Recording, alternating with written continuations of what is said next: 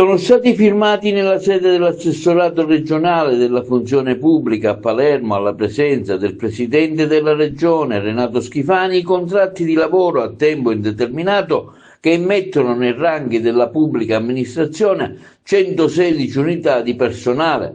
Nel dettaglio si tratta di 42 funzionari economici finanziari e di 15 funzionari di controllo di gestione selezionati tramite procedura concorsuale nello scorso 2025, altri 59, di cui 10 assistenti per i centri per l'impiego e 49 funzionari che provengono dal precedente concorso indetto nel 2022, andranno a rafforzare gli uffici amministrativi di diversi dipartimenti della Regione. Auguro buon lavoro ai nuovi assunti, ha detto il presidente Schifani. Sentitevi parte di una squadra.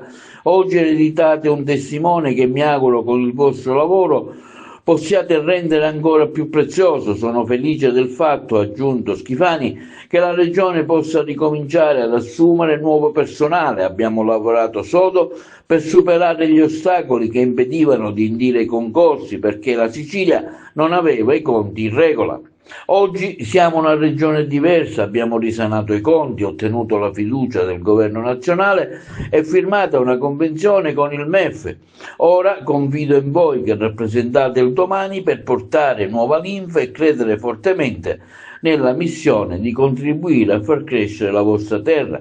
Schifani ha firmato simbolicamente il primo contratto, quello di una giovane mamma. Entro giugno saranno comunicate le date in cui si svolgeranno le prove dei nuovi 4 concorsi banditi lo scorso 23 dicembre per l'assunzione di ben 322 funzionari, di cui 200 nei centri per l'impiego, 52 ispettori del lavoro, 60 tecnici operatori ambientali e 10 archeologi.